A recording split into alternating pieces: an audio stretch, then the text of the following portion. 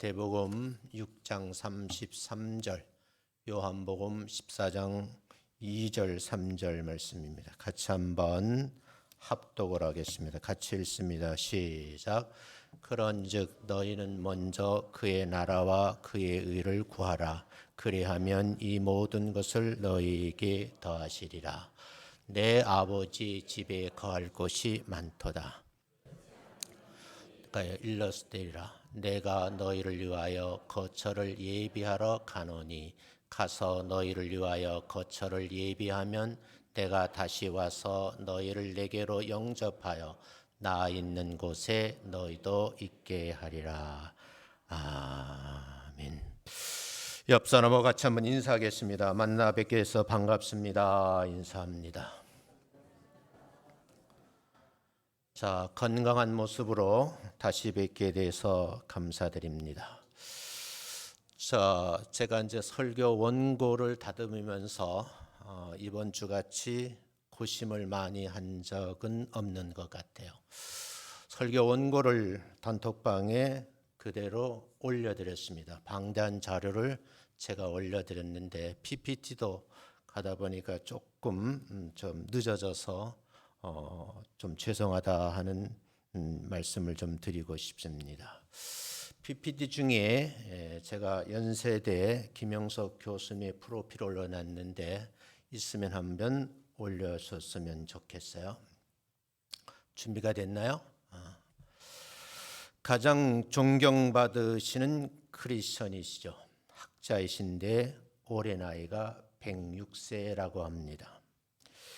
연세대학교에서 근무하셨고 명예 교수님이시죠.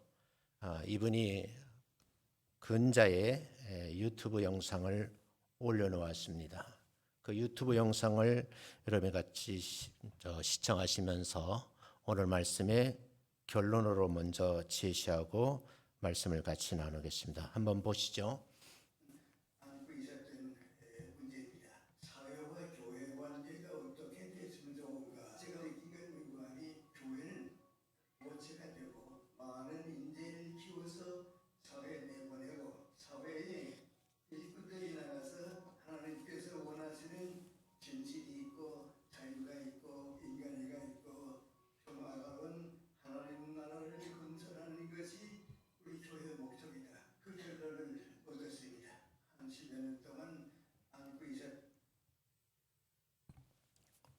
끊어졌어요? 제가 이 내용을 원고를 단톡방에 올려놨으니까 여러분이 한번 끝까지 시청해 주셨으면 고맙겠습니다. 수개월 전 저희 교회에서 에스더 사모 영성의 모임이 있었습니다. 그 모임에 남편 되시는 여러 목사님도 우리 교회를 방문해 주셔서 함께 만남의 기회가 주어졌습니다. 식사를 마친 후 차를 한잔하면서 자연스럽게 목회 현장의 이야기를 나누었습니다. 그런 가운데 교단 선배 은퇴 목사님께서 저에게 질문을 하셨어요. 이 교수님, 요즘 시국에 대해서 조언해 달라는 거예요. 이 어르신의 요청에 대해서 시국 관련 정치 얘기는 하지 않는 것이 좋겠다라고 답을 드렸습니다. 제가 정중하게 사용한 것은 서로 다른 의견으로 인해서 순수한 모임이 말싸움으로 변질될까 봐 매우 조심스럽기 때문에 이렇게 말씀을 나눴어요. 지난주 예배를 드리는데 우리 허 목사님께서 말씀하시는 가운데 우리나라의 양극화 현상에 대해 짤막하게 한마디 표현을 하시더라고요. 저도 또 공감되는 주제이기도 해요. 근데 이 문제를 목회자들이 어떻게 다루어야 되는가 하는 문제에 대해서 평상시 제 설교 스타일은 아니고 모든 내용을 객관적으로 여러분에게 알려드리고 판단은 여러분이 하셨으면 좋겠다 하는 생각을 갖고 원고를 정리하는데 상당한 시간이 걸리고요. 또 근거가 있어야 되니까 근거 자료를 인용하는데도 몹시 힘들었던 그런 설교 원고입니다. 이런 양극화 현상에 대해서 문제 해결 방법은 있을까? 방안이 있다면 어떤 것이지? 궁금해지기 시작했어요. 한국 개신교 공동체가 짚고 넘어가야 할 문제들이 산적해 있습니다.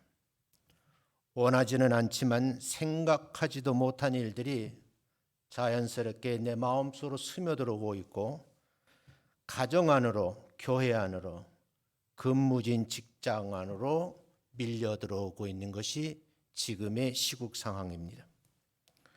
우리 주변에서 벌어지고 있는 문제들에 대해서 자기 주장이 강하신 분들이 있어요. 이걸 좀 양극단에 서 있는 분들의 목소리가 지금 세상을 어지럽히고 있습니다. 그 이유는 필터 장치가 없다는 거예요. 내뱉는 말들이 상대방에게 감정을 상하게 되고, 급기야는 여러분이 보신 대로 불법이 난무하고 폭력이 빗발치는 그런 시국을 맞이했습니다. 마침내 거름장치가 없는 이 말들의 공해가 세상 사람들이 살아가는데 삭막해지고 있지는 않은가? 원로 목사로서 매우 조심스럽다는 생각을 하게 되었고, 원로 목사님들하고 이 문제에 대해서 이 얘기를 나누어 보게 되었습니다. 막무가내로 밀려오는 검증되지 않은 거짓 정보가 너무 난무하는 거예요. 그런데 문제는 기독교 공동체 안에서도 발생이 하고 있다는 거예요. 복음을 전하는 개신교 안에도 거름장치가 없이 흘러들어와 성도들을 혼미케 하는 거예요. 이 문제를 어떻게 할까? 언론도 좌우로 갈라져서 어느 쪽이 진실인지, 정직한 기사는 어떤 것인지 들어보면 사실에 근거하지 않고 작성된 기사라서 사람들이 판단하는데 어려움을 겪는다라고 말합니다. 근거도 없고 출처도 분명하지 않은, 걸러지지 않은 반쪽짜리 정보가 유튜버라는 매체를 통해서 급격하게 번져나가는 거예요. 전파력이 강한 유튜브를 통해서 전해가는데 상상할 수도 없는 일들이 벌어지고 있어요. 유튜버라는 매체는 수입이 창출되는 알고리즘을 가지고 있어서 개인의 돈벌이가 가능해집니다. 돈을 벌기 위해서는 선도 악도 없는 거예요. 사실은 사람들의 가치관을 벗어난 정도가 비일비재하게 일어나고 있는데, 여기에 교인들이 동원되고 있다는 거예요. 일부 사람들은 나름대로 거름장치가 탑재되어 있는 일반 신문이나 방송의 매체를 아예 보지 않고 유튜브만 본다고 하는 분들을 많이 만나봤습니다. 이와 같은 현실 상황 속에서 교회에서의 해결 방안이 있는가? 교회에서 올바른 가르침이 있는가? 이 문제에 대해서 고민을 하게 되었습니다. 과연 해결 방안은 없는 것일까? 이 주제가 원로 목사님 저에게 근심덩어리입니다. 자신의 견해를 피력하면 상대방은 정절합니다. 너는 좌파이지? 너는 우파이지? 하면서 낙인을 찍어버린다는 거죠. 여기서 끝나는 것이 아니라 그 다음 께로 가면 인간관계가 끊어지는 거예요. 심지어 이 문제로 논쟁을 하다가 언론 보도에 보면 살인하는 일까지 벌어지는 이런 안타까운 현실이에요. 그래서 제가 교회 안에서 정치적인 이야기를 주제로 격한 말로 싸움을 하면 안 된다라는 의미에서 송구영신 예배 때가 축도하기 전에 교회 안에서 정치의 길 가급적 하지 않았으면 좋겠다라는 부탁을 드렸어요. 더더욱 염려스러운 일들이 교회 안으로 밀려들어오는 것 같은 느낌이 저를 기도하게 만들었습니다. 수도권에서 목회하시는 한 목사님의 하소연을 듣게 됐어요. 섬기는 교회의 중직인 권사님들이 어느 날 광화문 집회에 참석을 하더라는 거죠. 그래서 간절한 마음으로 본교회 예배 출석을 권면을 했더니 그 권사님들이 하는 말, 애국운동에 참여하지 않는 교회는 다닐 수 없다고 하면서 광화문 광장교회로 떠나버렸다는 거예요. 결과적으로 상가교회를 폐쇄하는 고민을 들려주었습니다. 이에 대해서 복음은 이념을 초월한다고 하는 화평교회 원로 목사님의 글이 있어요. 이 글을 제가 그대로 신문에 난 글을 여러분이 각주로 붙여놨어요. 여러분 한번 보셨으면 좋겠어요. 이걸 다 소개하면 1시간이 넘어가니까 줄여보겠는데 오늘 목사님의 설교가 예상보다 상당히 길어지겠구나 하는 예감은 들지만 우리가 한번 귀 기울여 들어볼 필요가 있겠다라는 말씀을 함께 나눕니다. 이분은 이런 말씀을 해요. 현직 대통령이 구속되는 초유의 사건이 일어났다는 거죠. 폐해를 따지면 이해할 수 없는데 무엇보다도 국련 분열이 심각하다. 계엄과 탄핵에 대해 찬반이 갈리고 민심은 양분되었다라고 말하면서 민주주의가 지금 위협받고 있다라고 이 원로 목사님을 말씀을 해요. 그러면서 애국운동이라는 명분으로 대통령의 반대를 주장하는 목사들도 있고 그런 교회들이 연대해서 광장에 모여서 반대 집회를 하고 있다라고 이렇게 자기의 생각을 피력합니다.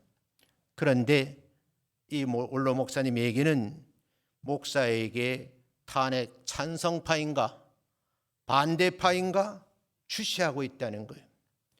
교회가 또는 목사로서 이 예민한 정책 현실에 대해서 어떻게 대처해야 될까 하고 이 원로 목사님도 고민하는데 이분이 신만교 목사님이세요. 근데 이분이 하시는 말씀 가운데 예수님이라면 이럴 때 어떻게 하셨을까 이렇게 답을 달아놨어요. 이 문제에 대해서 걱정스러운 마음으로 기도하는 분들이 많습니다. 이보다 더 큰 문제는 양극단의 문제로 인해서 복음이 변질돼 가고 있다는 데에 대해서 저는 심각한 우려를 가지고 있습니다.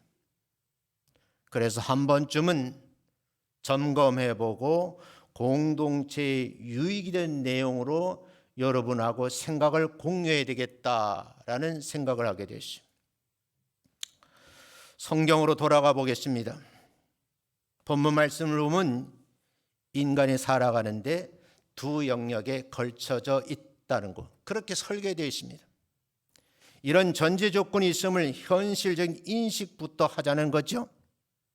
우리의 삶의 영역은 세상 나라와 하나님의 나라가 존재한다는 거예요. 이 두 영역에서 삶의 영역과 신앙의 영역에서 우리는 어떻게 해야 되는가 하고 고민을 해보자는 거예요. 그럼에도 불구하고 두 영역 사이에 살고 있는 우리에게 논쟁의 대상이 된 문제들이 노출되어 있습니다. 왜 2주 동안 이 설교 원고를 만지작거리느냐? 어떤 주제로 창세기 요한계시록까지 보면서 많은 크리스찬들이 예수 믿는 사람들이 유대교와 기독교 안에서 논쟁이 됐던 문제를 가지고 약 한 20편의 설교 원고를 작성했어요. 이 설교란 부작용이 일어나겠다. 이 도움이 될까? 굉장한 고민을 했고 오늘 새벽까지 이 원고를 다시 다듬었어요. 한번 점검하고 가자고요. 그럼에도 불구하고 이 두 영역 사이에 살고 있는 우리에게 논쟁의 대상이 있는 문제들 때문에 의도적이든 자연스러운 문제든 간에 이로 인해서 부정적인 영향도 받게 되고 긍정적인 영향을 받게 되는데 개인도 받고 공동체가 여기에 함몰돼 간다는 거예요. 이렇게 확인하고 점검해 가자고요. 우리는 모두 구원받은 백성들이기에 하나님 나라에 소속되어 있는 백성인 줄로 믿습니다. 그리고 우리는 충성해야 할 곳은 세상 나라가 아니고 하나님의 나라라는 거예요. 두 영역을 구분해서 먼저 생각을 해보자는 거죠. 두 영역의 삶을 살아가는 사람들이 또다시 이 사고체계가 생각이 양분되어서 양편으로 나누어서 지금 길거리에서 목소리를 높이고 있어요. 한 분은 내가 총사령관이라고 말을 하면서 사람들을 끌어모으고 있고, 또 한 교회 목사님은 달리해서, 한 분은 광화문에서, 한 분은 여의도에서 사람들을 끌어모으고 지방에서 집회를 이어나가고 있습니다. 왜 그럴까? 이게 어려운 말 같지만 실제 여러분이 공유하셔야 돼요. 보수와 진보로 넓게는 이 보수와 진보 사이의 중도적 입장을 취하는 이렇게 세 분류를 하는 그런 이제 이론도 있고, 또 이걸 네 가지로 분류하는 이론도 있어요. 양극의 좌파도 있고 우파도 있어요. 그 안에 온건 보수파도 있고 온건 좌파도 있어요. 이 온건 좌파, 온건 보수를 합쳐서 중도파라고 그럽니다. 이걸 어떻게 표현했으면 좋을까 하고 학자들의 많은 얘기를 검증을 해보았어요. 여러분들에게 이 내용을 다 소개하면 시간이 많으니까 설교 원고로 대체하고 일반적 개념과 사전적 개념에 대해서 소개를 좀 하고 본론의 말씀으로 들어가려고 그래요. 한번 자료를 한번 띄워주시기 바랍니다. 이게 설교 순서가 제가 목차를 이렇게 복잡하게 만들어놨어요. 거기에 보면 일반적 개념으로 보수라는 말은 전통과 질서를 아주 중시하는 분들이에요. 그리고 변화를 추구하는데 급진적 변화를 추구하는 것이 아니고 점진적 변화를 추구하는 사람들의 생각입니다. 사전에 보니까요, 변화나 개혁에 반대하거나 더디게하고 현재 자기가 누리고 있는 위치, 제도, 상태를 유지하려고 하는 사람들이에요. 여러분들이 알기에는 기득권층이죠. 어쩌면 젊었을 때 저희들이 넥타이 부대라 그랬잖아요. 그래서 길거리에 나서서 민주화를 외쳤던 분인데 우리들도 어느덧 나이가 먹으니까 우파, 보수가 되어 있는 거예요. 일반적 개념으로 진보를 보면 이들은 사회의 불평등 해소에 관심이 많아요. 약자를 보호해야 되겠다, 이걸 중시하는 거죠. 그러면서 변화에 적극적으로 대처를 하고요, 개혁을 추구하는 경향성을 가지고 있어요. 그래서 사전에 보니까요, 사회의 제도나 문화 따위가 차츰차츰 나아지거나 발전하는 것을 바라고요, 그런 방향으로 변화나 개혁을 추구한다, 이렇게 되어 있어요. 제가 드리고 싶은 말씀은 이 보수와 진보가 항상 진리처럼 정착되어 있는 것이 아니다, 그런 말이에요. 이런 개념이 유럽에서 발달됐어요. 그 내용을 제가 글로 써놨으니까 참고해 주셨으면 좋겠어요. 보수와 진보는 상대적인 개념이고요, 시대와 사회에 따라서 그 의미가 달라지기도 하고 적용하는 방법이 다 다릅니다. 개인이나 단체는 보수와 진보 중에 중간 어디쯤에 위치할 수 있고 다양한 가치를 동시에 추구할 수도 있다는 거죠. 우리와 같이 신학을 공부한 사람들에게도 두 가지 관점으로 성경을 해석해요. 하나는 보수적인 입장에서 성경을 해석하는 교단들이 있어요. 그 교단들이 여러분 합동측 교단인데 신학교가 총신대학에, 우리 교단에 속해 있는 안양대학도 보수주의 노선인 개혁파 신학을 주장하는 그런 이제 신학교입니다. 부산에 가면 고신대학교라고 있어요. 아주 보수를 주장하는 그런 분들입니다. 그런가 하면 수원인 합동신학교가 대표적으로 보수신학교입니다. 이들 가운데도 보수신학자들도 있고요, 개혁주의 신학자들도 있고, 신정통주의 학자들이 있는가 하면 진보적인 성향을 띤 학자들도 많습니다. 그리고 자유주의 신학자들이 있어요.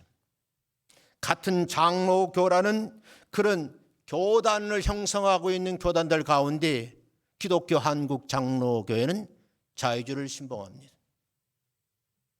그래서 보수신학을 공부한 분들은 길거리로 잘 안 나오지요. 그러나 자유주의 신학을 공부한 분들은 머리에 띠를 들고 길거리에 자주 나오는 거예요.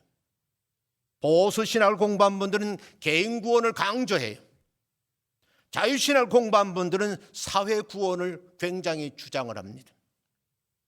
이런 내용을 제가 글로 써놨으니까 원고를 봐주셨으면 좋겠다 하는 말씀이죠.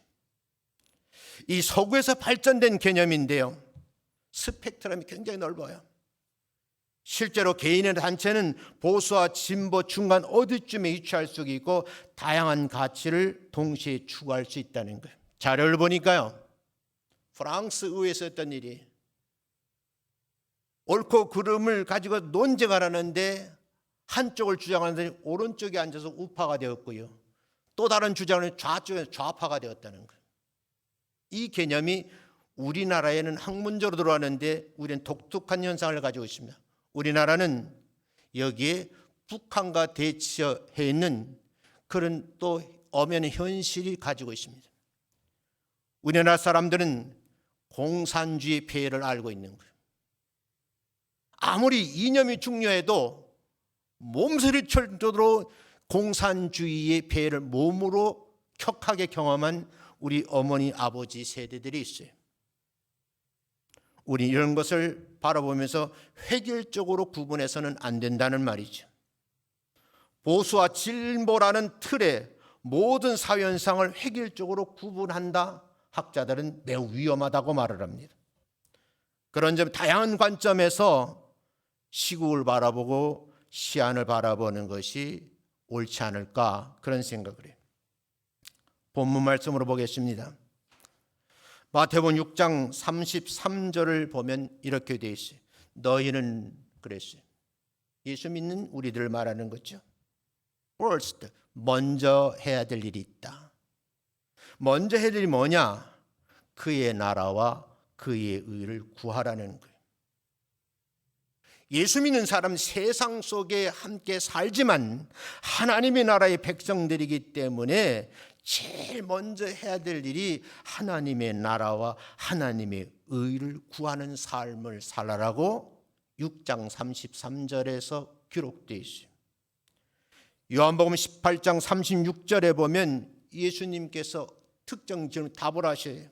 그러면서 내 나라는 그리 성자 하나님이 통치하는 내 나라는 이 세상에 속한 것이 아니다. 세상 나라에 속한 나라가 아니라는 거예요.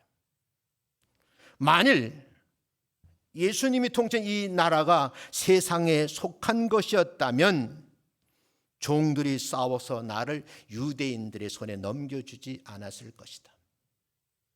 그렇다고 하면 십자가의 사건은 존재하지 않는 거죠. 그러면서 하반절에 강조를 해요. 내 나라는 여기에 세상 나라에 속한 것이 아니다라고 강조를 해요. 요한복음 14장 2절 말씀해 보면 내 아버지의 집에, 그래 조금 확대 해석하면 예수님 나라에 있는 아버지의 집이 있다는 거예요. 거기 거할 곳이 많다는 거예요. 그렇지 않으면 너희에게 일렀으리라. 내가 너희를 위해 처소를 예비하러 먼저 가시겠다는 거죠. 때가 되면 너희를 위해 처소를 예비하면 내가 다시 와서 너희를 예수님의 품으로 영접하고 그 다음 나 있는 곳, 예수님 말씀하신 나의 나라, 내 나라에 너희도 있게 하겠다. 이게 성경이에요. 그러면 이 말씀을 보면서 이렇게 정리할 수가 있어요. 우리는 세상 나라에 속해 있는 예수쟁이 기독교인이에요. 크리스천이에요. 제가 동영상을 보여드렸잖아요. 106세 되신 김영석 교수님이 평생을 크리스천으로 살아오면서 우리나라의 원로로서 교수로서 한마디 하시는 거예요. 이렇게 사는 것이 크리스천의 목적이 아닌가라고 짤막한 유튜브 영상 올려놨어요. 저에게는 잠잠한 감동이 밀려오더라고요. 기독교인들은 세상 속에 살아가면서 세상이 이론으로 살 수밖에 없어요. 직업을 가지고 사업을 하면서 경제활동을 하죠. 구성으로 역할을 해야 돼요. 그러면서 우리가 함께 알아야 될 것은 세상 나라의 법과 질서를 지켜야 된다는 거예요. 우리 크리스천인데 우리나라의 법과 우리나라의 질서를 준수해야 된다는 거예요. 이게 기본입니다. 기독교인들은 세상 속에 속한 구성원들이기 때문에 나라의 법과 질서를 존중하고 따라야 된다는 거예요. 그래서 우리는 세금을 납부하죠. 국가의 법을 준수합니다. 사회안정에 이바지할 의무를 잘 지키고 있는 거예요. 우린 이것을 국가에 대한 의무라고 생각해요. 교재에 넣으면 교과서는 4대 의무, 국방의 의무가 있다, 납세의 의무가 있다, 교육받을 의무가 있다, 근로의 의무, 이거 4대 의무라고 합니다. 또 한 가지는요, 세상 나라에 속해 있기 때문에 우린 세상 문화에도 참여를 해야 돼요. 제가 가만히 살펴보았어요. 유명한 연예인들, 정말 뛰어난 기술을 가지고 세상 사람들에게 큰 역할을 하는 연예인들 가만히 살펴보니 상당수가 뭐예요? 어렸을 때 교회 다니면서 성가대에 참석을 한 거예요. 거기서 기초적인 이론을 배운 거예요. 득음을 한 거예요. 그리고 나서 연예계에 뛰어들었는데 남다른 능력을 발휘하는 거죠. 왜 이들을 교회에서 훈련시켜야만 했을까 하는 그런 내용이 아주 중요한 거죠. 또 한 가지는요, 우리가 말씀드린 대로 우리는 하나님 나라에 소속되어 있는 성도예요. 세상 나라에 어쩌면 여러분들이 속해 있기도 하지만 인간은, 사람은 세상 나라에 발을 붙이고 사는 거예요. 동시에 하나님의 나라에 속한 사람을 성도라고 그러는 거예요. 성도는 뭐예요? 구별된 사람들이거든요. 그러기에 성경은 이 성도를 향해서 하나님 나라의 시민입니다, 천국 시민이라는 말을 해요. 기독교인들, 예수님을 믿음으로써 동시에 하나님의 나라의 백성인데 궁극적인 소속이 내가 하나님의 나라의 백성을 잊으시면 안 된다는 거예요. 좌우의 목소리를 낼 수 있어요. 그러나 중요한 것은 내가 하나님의 나라의 백성이라는 것을 잊으시면 안 된다는 거예요. 이걸 망각하니까 뭐예요? 특정 교회에 무슨 전도사라더라, 난 그런 저 처음 들어봤어. 특별 전도사, 특임 전도사라는 것도 있더만요. 급계는 어떻게 되세요? 자기 목소리 내는 건 중요한데 나라의 법을 지키는 기관을 쳐들어가서 폭력을 행사하는, 상상도 할 수 없는 일들이 벌어져요. 평신도도 아니에요. 어떻게 전도사라는 닉네임을 가지고 있는 사람들이 국가기관을 그렇게 무참히 짓밟을 수가 있냐는 거예요. 저는 소스라치게 놀랐어요. 나는 이미 그분들을 알고 있어요. 그런데 이게 계속 재생 반복되더라고요. 반복이 되면 될수록 가장 중요한 것, 제가 염려하는 복음을 전하는데 장애가 되는 거예요. 그런데 지금 이를 망각하고 있습니다. 여러분, 하나님의 나라의 시민은요, 하나님의 나라의 가치를 추구해야 돼요.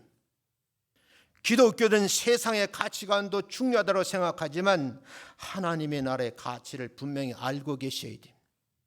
하나님의 나라의 가치, 사랑, 정의, 평화, 용서. 하나님의 나라의 가치를 삶의 기준으로 삼은 크리스천이라고 하면 불법에 참여하면 되고 폭력을 행사하면 안 되는 거예요. 아무리 본인 인생 옳은 일이라 할지라도 목소리를 낼 수 있지만 불법을 자행하고 폭력을 행사하면 안 된다는 거예요. 제가 이 교회를 30년 목회를 했잖아요. 많은 회의를 했어요. 만약에 제 주장이 관철되지 않다면 당회를 하다가 장로에게 주먹질하면 되겠어요? 목사님 얘기를 꺼내놨다고 해서 장로님 목사를 다른 방으로 두들겨 패면 되겠어요? 교회를 부수면 되겠냐는 말이에요. 교회에서도 가르치지도 않았는데 이분들은 왜 이렇게 전도사라고 하는 닉네임을 가지고 이런 일을 했을까? 저는 고민할 수밖에 없는 거예요. 그래서 저는 이렇게 말씀드리고 싶어요. 세상 나라와 하나님 나라에서 좀 긴장을 하자는 거예요. 두 영역에 소속되어 있어요. 인간이라고 하는 닉네임을 갖고 있는 우리는 세상 나라에 소속되어 있고, 성도라고 하는 칭호 때문에 하나님의 나라에 소속되어 있는 거예요.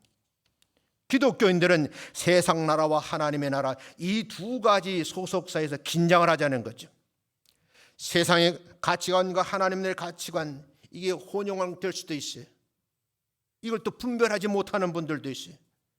그러나 특정 상황에서 의견이 충돌할 때 우리 공동체는 심적 갈등을 느끼기 때문에 믿는 사람들이 하나님의 나라의 백성으로 올바른 가치관으로 무장되어 있어야 된다라는 것이 제 주장입니다.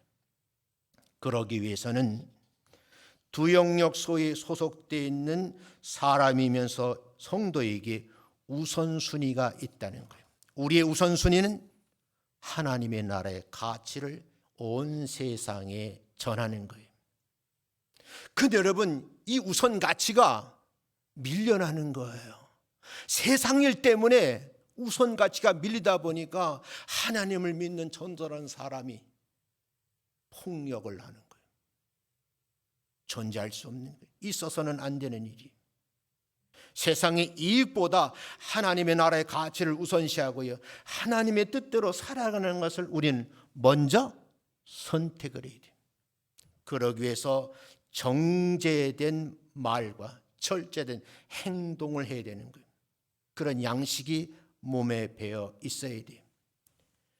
교과서와 같은 이론이고 실천 방법이지만 이를 무시해서는 안 된다는 거죠. 선하지도 못해요. 세상을 선하게 이끌 사람들이거든요. 길거리가 난장판이 되어버리고 마는 거예요. 그래서 부탁드리는 말씀은 삶의 균형이 굉장히 중요하다는 거예요. 기독교인들은 세상 속에 살아가지만 동시에 하나님의 시민이라는 거죠. 그런데 중요한 것은 기독교인으로 크리스천 정체성을 잃지 않도록 이 균형을 유지하셔야 돼요.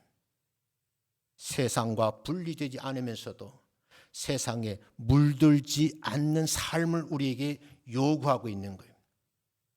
기독교인들은 세상 나라와 하나님의 나라에 모두 소속되어 있지만 궁극적인 소망은 하나님 나라 천국에 들어가는 거예요. 어떤 사람이 좌파라고 해서, 어떤 사람이 우파라고 해서, 중도파라고 해서 그 사람들에게 폭력을 행사하고 불법을 자행하면 그들은 교회 안으로 들어오지 않는 거예요. 여러분, 엄밀히 말하면요, 하나님 나라의 기준으로 보면 좌파는 천국 못 갑니까? 우파는 천국 못 갑니까? 예수 믿으면 가는 거예요. 우리는 고민할 필요가 있어요.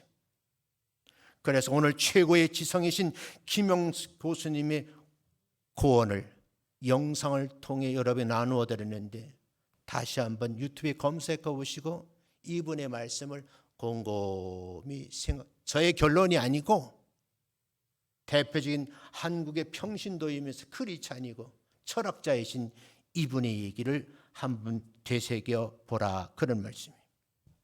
그러면 오늘 읽은 본문의 말씀 교훈이 무언가?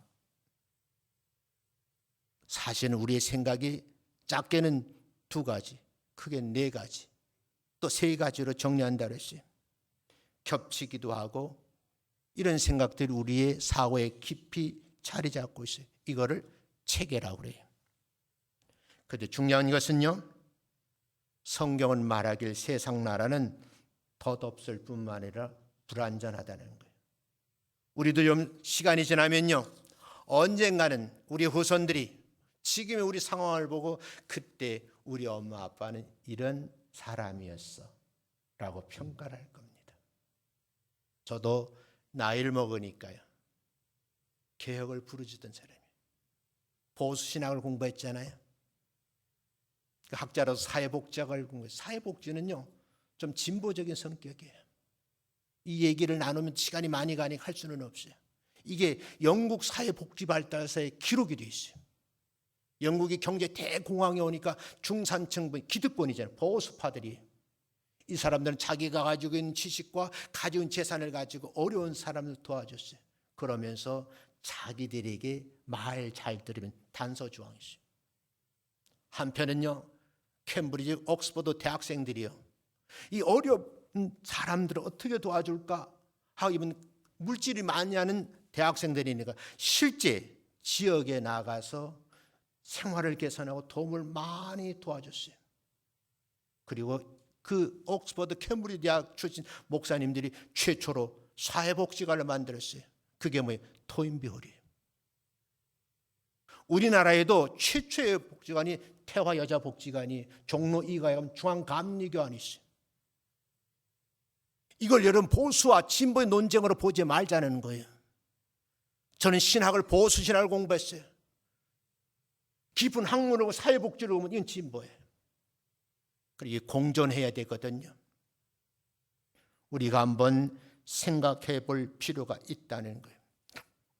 전도서 1장 2절에 보면 사고의 체계가 다르다 할지라도 우리에게 하는 말, 전도자가 말합니다.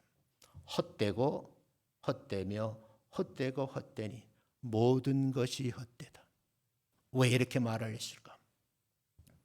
여기에 대해서 요한일서 2장 16절에 보면 세상에 있는 모든 것이, 세상 나라는 모든 것이 세 가지라는 거예요. 육신의 정욕, 안목의 정욕, 이생의 자랑, 이 세 가지를 이루려고 몸부림치다가 불법에 참여해야 되고 폭력을 행사하는 거예요. 그런데 중요한 하반절이 다 아버지께 온 것이 아니라고 그래요. 다시 말하면 오늘 주제로 하나님 나라에서 온 것이 아니다. 하나님 나라로 온 것이 아닌 것이 뭐냐? 육신의 정욕, 안목의 정욕, 이생의 자랑이라. 그런데 세상 나라에 속한 모든 사람들은 이 세 가지를 추종하는 거예요. 이 하나님의 나라의 가치를 소유한 사람들은 이것을 절제해야 돼요. 정제된 말을 해야 돼요. 그러면서 하반절에 세상 나라로부터 온 것이다라고 딱 잘라 말을 하고 있어요. 세상 나라는 우리 눈에 보이는 물질적인 풍요와 권력, 명예를 추구하지만 많은 선진들, 특별히 김영석 교수님이 진정한 만족과 행복을 가져다 주지 못한다. 세상 가치에 매몰되면 그 다음이 중요한데 영원한 생명을 잃어버릴 수밖에 없다는 거예요. 우리 한번 확인하고 가자. 나는 지금 내 목숨이 끊어져도 천국 갈 줄로 믿습니다. 이유는 뭐야? 하나님 나라의 백성이요 시민이기 때문에. 중요한 거예요. 또 한 가지는요, 하나님의 나라는 영원하다는 거예요. 그리고 완전한 나라라는 거예요. 마태복음 6장 33절에 보면, 그래서 오늘 본문 말씀이죠. 예수 믿는 여러분과 저에게 할 일이 있다. 제일 먼저 first, 그의 나라와 그의 의를 구하라는 거예요. 먼저 할 일을 다 하면 그 다음 모든 것을 더 하신다. 충족시켜 주신다. 그런 뜻이. 또 한 가지는요, 세상 나라와 하나님의 나라는 분리된 나라가 아니라는 거예요. 분리할 수가 없어요. 세상 나라는 내 육의 눈으로 볼 수 있지만 하나님의 나라는 육의 눈, 내 마음 안에 있는 거예요. 분리된 개념이 아니에요. 그래서 하나님의 나라의 백성으로 살아가는 존재를, 정체성을 가지고 있으셔야 된다. 그래서 제자들이 질문을 하죠. 그 질문에 대해서 마태복음 22장 21절에 보면 가이사의 것은 가이사에게, 하나님의 것은 하나님께 바치라고 분명하게 말씀을 하시오. 그럼 하나님의 뜻이 무엇일까? 세 가지. 이건 잊으시면 안 돼요. 세상의 불의와 부패에 맞서 싸우라는 거예요. 내가 진보적인 사고라든 보수주의 노선에 서 있던 사람들 간에 세상의 불의와 여러분이 타협하면 안 돼요. 부패와 맞서 싸워야 돼요. 제가 지금까지 살면서 이거 하지 않으려고 노력을 했던 거예요. 지금 생각나는 말이 있는데, 교회를 건축할 때 어떤 하도급자가 저를 찾아왔어요. 계약을 하게 됐어요. 근데 그분이 저에게 정중하게 말해요. 10%를 어떻게 드릴까요? 총 계약금의 10%를 어떻게 드릴까요? 내가 빙그레 웃으니까요, 이게 관례라는 거야. 그래서 내가 하는 말이, 이 교회는 제가 전 재산을 들여서 짓는 교회이기 때문에 저 10% 줄 필요는 없고 번쩍시키는 그런 통찰력이 생기더라고요. 순간에 제가 답변하기를, 그러면 1억 5천에 계약하자는데 1억 3,500에 계약했으면 좋겠습니다. 그러니까 아무 말 못하고 사인하더라고요. 그래서 공사비 10%를 내가 하나님께 드린 거예요. 순간에. 왜 그런가? 불의와 부패가 교회 안에도 만연한 거예요. 성직자인데도 불구하고, 건축위원장이 장로인데도 불구하고 건설사로부터 10% 커미션을 받아먹는 것이 세상 일인 거예요. 두 번째 할 일, 소외된 이웃을 돌보라는 거예요. 세 번째, 하나님의 사랑을 실천하라는 거예요. 국가 공공기관을 그렇게 무참히 짓밟는 것이 하나님의 뜻이 아니고, 하나님의 사랑을 실천하는 방법이 여러 가지가 있어요. 그걸 실천해야지. 불법이 난무하고 폭력이 세상을 지배하는 것처럼 보이게 되면 예수 믿으려 하는 사람이, 복음에 접하려는 사람들이 교회를 멀리하는 거예요. 복음이 전해질 수가 없어요. 제가 제일 안타깝게 생각하는 것이 이 부분이에요. 급기야 여러분, 이 문제에 대해서 목소리가 나오게 돼서 국민일보에 신문 기사에 올렸어요. 이 신문 기사 제가 성명서 올라온 걸 제가 방송실에 줬거든요. 한번 있으면 띄워주세요. 그대로 인용하겠어요. 제 말이 아니니까. 잘 보이시나요? 고신 측 교단에서 나온 성명서입니다. 전체는 아니지만 여기에 한 30분 정도가 동참해서 이걸 신문에 기사화했어요. 이렇게 내용은 교회 정치 세력화를 우려한다 하는 성명서예요. 큰 틀에서 보면 하나님의 나라는 국가와 정부를 통해 임하지 않는다는 거예요. 우리 말씀 받잖아요. 내 나라는 어디 있어요? 그 나라 어디? 하나님의 나라예요. 세상 나라에 속해 있지 않다는 거예요. 두 번째, 종교 분리는 성경과 신앙 고백, 역사의 가르침이라고 말을 해요. 고신대학 교수님들이 이야기고 그 출신 목사님들, 그 고신측 교단의 성도들이 얘기해요. 세 번째, 특정 정당이나 정치 상황만을 절대화해서는 안 된다. 네 번째, 이 설교 강단을 정치단으로 바꾸면 안 된다. 이게 고신교단이 얘기해요. 제가 신학을 배울 때 저를 가르친 양윤영 목사님이 그런 말씀을 하시더라고요. 너희들이 목회를 하게 되면 강단에서 예수님 얘기만 해라. 복음적인 설교만 해라. 그렇게 가르쳤어요. 근데 여러분, 이게 강단이 복음을 전하는 하나님의 나라의 기쁜 소식을 전하는 강단인데 이 강단을 정치판이 되면 안 된다는 이분들의 얘기예요. 다섯 번째 뭐라고 말했느냐? 폭력과 불법을 용인해서는 안 된다, 그 말이에요. 사랑하는 성도 여러분, 마저 이 말하고 마치겠어요. 예수님께서 십자가에 달리시거든요. 예수님의 제자가 12명이잖아요. 그중에 가장 성격이 급하신 제자가 베드로예요. 칼을 들어서 뭐야? 잘라버렸어요. 근데 잘라버린 귀를 붙여주신 분이 누굴까? 예수님이죠. 우리는 세상 나라에 발을 붙이고 살 수밖에 없는 사람들이 좌우로 갈라질 수도 있어요. 중도파에 있을 수도 있어요.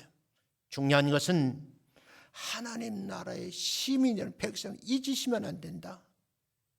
그래서 이 고신축 교단의 얘기지만 이분들이 정리를 잘 해놨더라고요. 그 기사의 내용을 그대로 내가 설교 옮겨놨어요. 이 성명서가 발표되니까 또한 반대파에 있는 고신파 목사님이 또 글을 올려놨어요. 그것도 뒷면에 실어놨어요. 그래서 설교 원고가 14페이지. 14페이지를 다 읽으면 1시간 반 가. 지금 막 줄인 거예요. 사랑하는 성도 여러분, 이렇게 말씀드리고 싶어요. 제가 강조했잖아요. 하나님 나라의 백성들은 하나님의 뜻을 이루며 사는 거예요. 복음이 세상 밖으로 전해지고 역할을 우리가 해야 돼. 그러기 위해서 불의와 부패에 맞서 싸우시 옳은 소리를 해야 돼요. 바깥에 나가서 정치 집에 참여할 수도 있어요. 그러나 중요한 것은 뭐예요? 불법에 참여만 되고 폭력에 가담하면 안 되는 거예요. 그리고 우리 할 소외된 이웃을 돌보는 거예요. 이웃사랑 실천하며 살자, 그 얘기입니다. 오늘 함께 말씀을 나누면서 왜 내가 하나님 나라의 백성인지 그 정체성을 우리가 분명히 머릿속에 각인을 시키고 하나님의 뜻을 쫓아 살아가는 믿음의 성도들이 되시기를 주의 이름으로 축원합니다.